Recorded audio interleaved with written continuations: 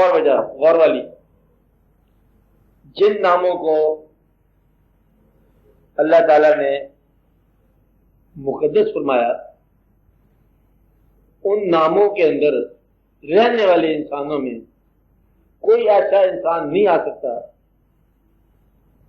نہیں بات سن فکر سنا آدھا یاد کیا فکر سنا جن ناموں کو اللہ تعالیٰ نے مقدس فرمایا بنایا ان ناموں میں کوئی ایسا آدمی نہیں آ سکتا، آ نہیں سکتا جو اس نام کو غیر مقدس اہمیت دے دے، یعنی کہ جو نام اتنا مقدس ہے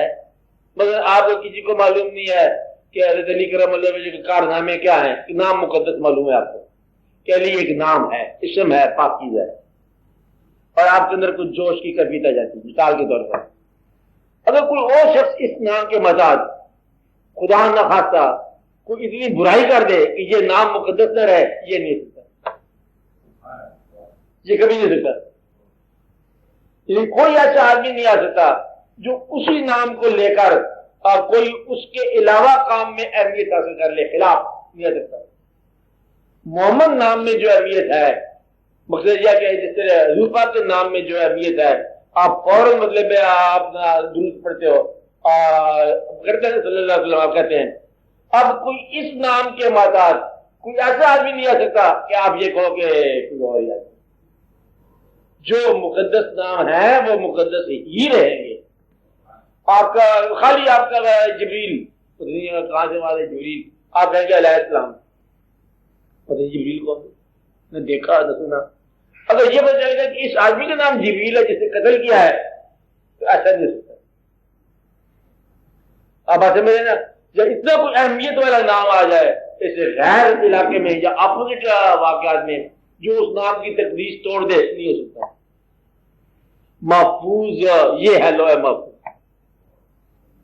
کہ جن ناموں کو اللہ نے محفوظ فرما دیا وہ ہمیشہ کے لیے محفوظ ہے، نام محفوظ ہے۔ اب دیکھو جو عزت والا نام ہے وہ ہمیشہ ہی عزت والا رہے گا، نام خالی، یعنی کہ آپ کہیں گے علیہ السلام علیہ السلام، اب موسیٰ علیہ السلام آپ کہیں گے، ادھر سے آپ نے درود بھیج رہے ہو السلام، اگر موسیٰ آپ یہ کہیں گے چھوٹے چھوٹے کوئی واقعہ ہوگا، موسیٰ کوئی ایسا نہیں آئے گا جو اتنی اہمیت کا حامل ہو کہ اس موسیٰ پر شیڈ آ جائے، ناممکن ہے، گویا کہ وہ نام مقدس کا مقدس ہی رہے گا۔ تو اپنے نام کے ذات میں سنسیئر ہونے والے اس کا فیض دیتے ہیں جو اس کے اصل کا فیض ہے۔ آپ بات سمجھے نا، مقصد یہ ہے کہ اس نام کا فیض جو ہے نا ضرور فیض دیتا ہے۔ جو نام اللہ تعالیٰ نے قرآن میں نام ہے کہ یوسف نام قرآن پاک کا نام ہے، اب یہ نام جو ہے نا اللہ تعالیٰ عام طور پر یہ نہیں پسند فرمائیں گے اس نام کو کہیں ڈیگریڈ ہو کیا جائے، عزت کی ہے نا اللہ نے اس نام کی،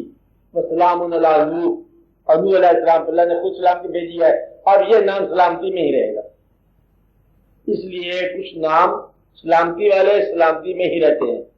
برکت والے برکت میں ہی رہتے ہیں، مقدس نام مقدس ہی رہتے ہیں۔ ان ناموں سے اقتباس سے فیض کرنے والے آسن میں ان ناموں کے فیض لے سکتے ہیں۔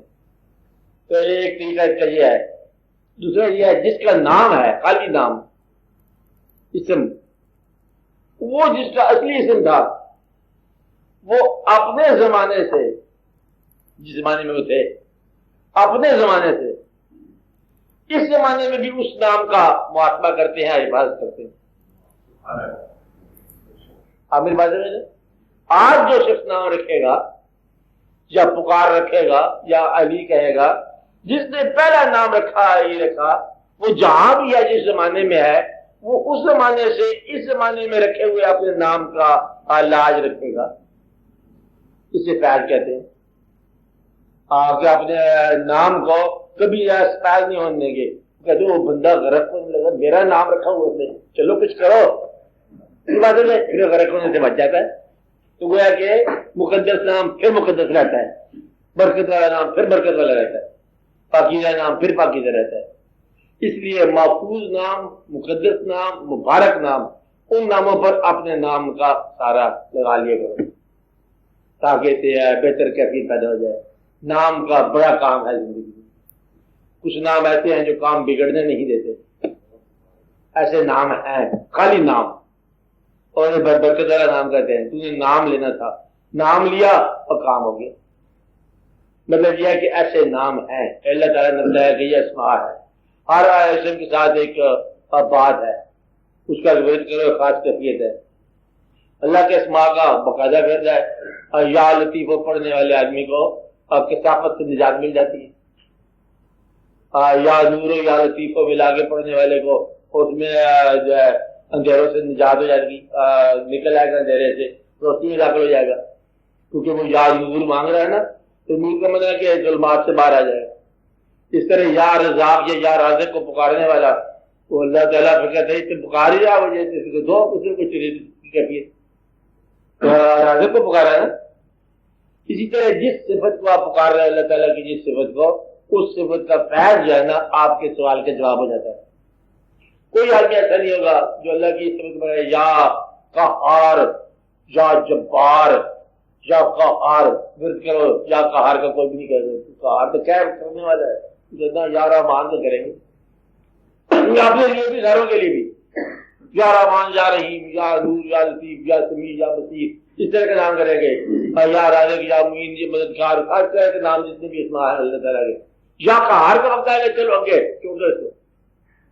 قہار والی بات ہے، ادھر اس کو جانے دو، حالانکہ وہ بھی اللہ کی اتنی صفت ہے۔ اللہ کا یہ مطلب مبارک نام، جہاں رحمان ہے وہاں قہار ہے، کبھی کبھی کر کے دیکھو، لیکن پھر بھی کہہ گے نا جی اس کو اسلام، اس کو کہتے ہیں جلالی، تو جلالی کو نہیں پکارتے کہ ایک آدمی ہے آپ کا دوست ہے، آپ اس کو کہتے ہیں کہ اے جمال دوست، نہیں کہیں گے نا، یا جلال دوست کسی نے آج تک نہیں کہا، اے ہمارے دوست کے غصے آپ کو سلام، دوست کے غصے کو سلام کہتے ہیں، اور دوست کے جمال کو سلام کہتے ہیں۔ اس لیے مطلب یہ جو ہے نا یہ اسماء کا بڑا ہے، اللہ تعالیٰ کے اسماء ہوں، حضور پاک کے صفاتی اسماء ہوں، بزرگوں کے القاب ہوں، بزرگوں کو جو عنایت اللہ تعالیٰ نے کیا ہے، جو مشہور ہے غوث العظم نام ہے۔ اب غوث العظم لقب تو ہے نا، یہ ٹائٹل ہو گیا جی، یہ کوئی مرتبہ ہے غوث، غوث کا معنی کیا ہے؟ کوئی معنی ہوگا اس کا، غیاث، غوث، مغیث، کیا مطلب؟ تعاون، معاون، مدد اور لنگر پلانا پورے کا پورا ہے، فنکشن بھی وہاں وہی ہوگا۔ غوث العظم کا جب نام آئے گا تو بڑا عظیم کے ساتھ مطلب تعاون ہوگا، لنگر کھانا ہوگا۔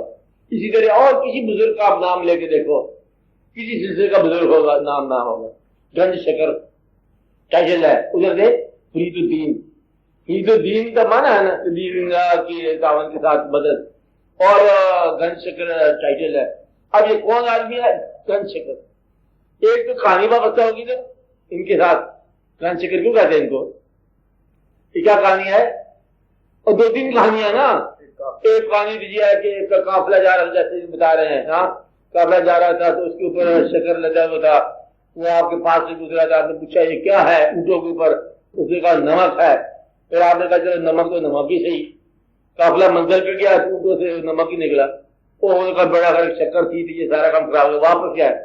انہوں نے پھر پوچھا کیا ہے، اور اس نے کہا یہ شکر ہے، کہ شکر تو شکر ہی تھی، وہ شکر ہو گیا، ایک تو گنج شکر۔ اور دوسرا اور واقعات ہے کہ شادی کا واقعہ تھا، تو انہوں نے کہا کہ ہمارے یہاں تو یہ خزانہ ہے شکر کا تقسیم کرنے والے تقسیم کا۔ اور ماں کی ان کی والدہ ماجدہ کی کہانی ہے کہ آپ بچپن سے، یہ زیادہ معتبر کہانی ہے کہ بچپن سے بچے کو نماز کی عادت ڈالنے کے لیے مسلح کے نیچے چھوٹی سی مطلب پوڑیا میں شکر رکھ کے بچے کے دل پلانے کے لیے والدہ رکھ دیتی تھی، اور فرماتی تھی کہ دیکھا بچہ نماز پڑھنے سے شکر ملتی ہے، جب نماز پڑھتے مسلح اٹھاتے تھوڑی سی شکر پوری ہوتی، چلو نماز چل پڑی۔ ایک دن ایسا واقع ہوا کہ ماں شکر رکھنا بھول گئی اور بچہ مسلح پر ہے، ماں نے پھر چیخ و پکار فریاد کی، یا اللہ اگر یہ رہ گئی بات تو سارا بھرم رہ جائے گا، بچہ نماز کو چاٹ ہو جائے گا، اب میں نے تو جو کیا تو کیا، اب اس مشکل کو آپ ہی حل فرماؤ۔ تو پھر جب اس نے مسلح اٹھایا تو بے شکر وجود، تو یہ ہے کرامت فقیر کی، فقیر ہونے سے پہلے